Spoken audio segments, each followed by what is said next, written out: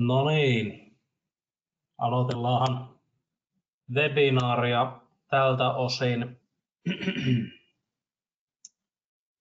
Tosiaan nimeni on Sami Virtanen ja pidetään tämän päivän aihe Fronius Remote Configurationista. Ja toivottavasti kaikki kuulee meikäläisen äänen myös sinne päähän. Ja.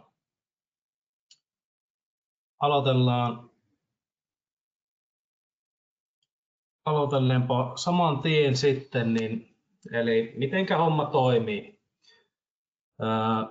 Mitä vaaditaan siihen, että päästään käsiksi etäältä näihin meidän laitteisiin, niin tällä hetkellä tämä toiminto toimii vain pilotkortillisissa laitteissa. Ja pilotkortilliset laitteet ovat Gen 24-sarja, Tauro-sarja sekä Verto-sarjan tuotteet. Mitä muuta vaaditaan on se, että olette joko owner- tai omistajastatuksella järjestelmässä tai sitten ylläpitäjänä tai supervisorina järjestelmässä. Se on hyvä pitää mielessä. Lähdetään katsomaan, miten tämä homma toimii. Mennään järjestelmään SolarWebin kautta. SolarWebissä mennään välilehdelle asetukset. Asetukset välilehdellä mennään välilehdelle komponentit.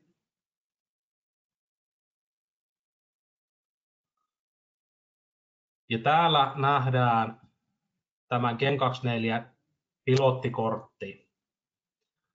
Jotta me päästään käsiksi tähän toimenpiteet-nappulaan, olisi hyvä tarkastaa, että on pilottikortissa uusin päivitys. Vähintään kuitenkin 1.34 päivityssarjan pitää olla laitteessa, jotta tämä Remote Configuration toimii. Painetaan toimenpiteet, jonka jälkeen tulee nappula Device Settings. Painetaan siitä. Tulee erillinen pop-up, eli luodaan VPN-yhteys järjestelmän tai inverterin ja käyttäjän välille. Painetaan Open Web Interface,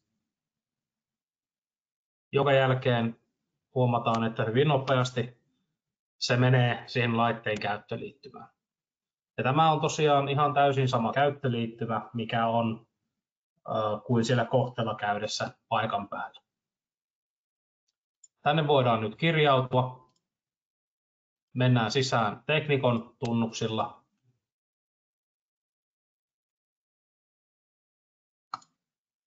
Kirjaudutaan sisään.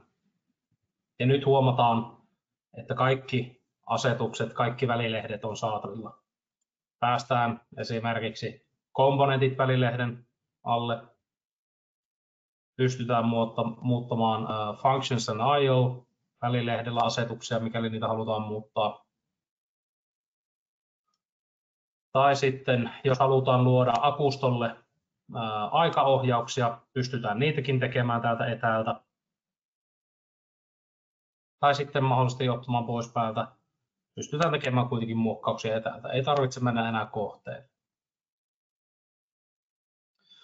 No, mitäs jos on uusin päivitys laitteessa, olette joko ylläpitäjänä tai omistajana, mutta ette siltikään pääse jostain syystä etäältä käsiksi tuohon laitteeseen, niin yksi mikä olisi hyvä käydä katsomassa, niin jos olette ylläpitäjänä järjestelmässä, niin omistajahan pystyy käydä laittamassa laitteen siten täältä Communication-välilehdeltä, SolarWeb-välilehdeltä, niin täällä on täppä Remote Configuration.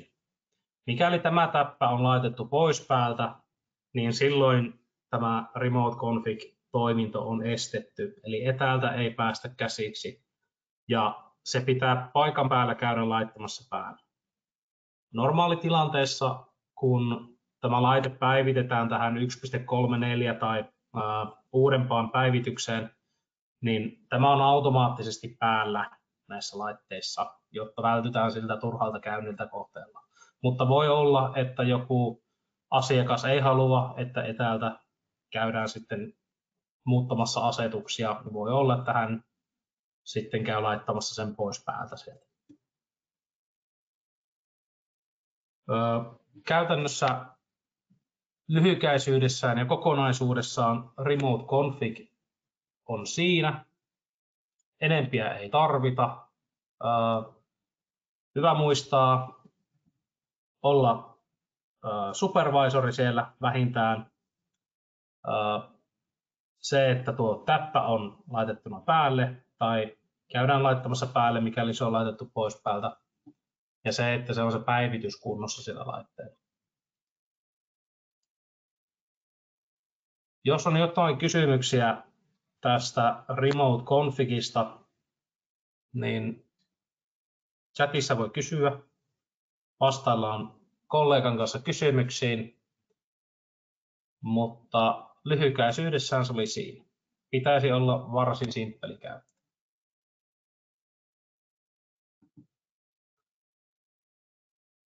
Onko tullut yhtään kysymyksiä? Jollakin on käsi pystyssä siellä.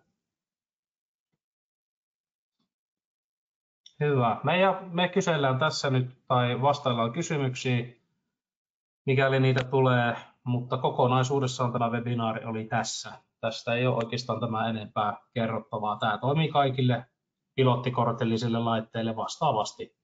Kaikissa tosiaan samat pätee, mitä juuri nyt tuossa näytinkin.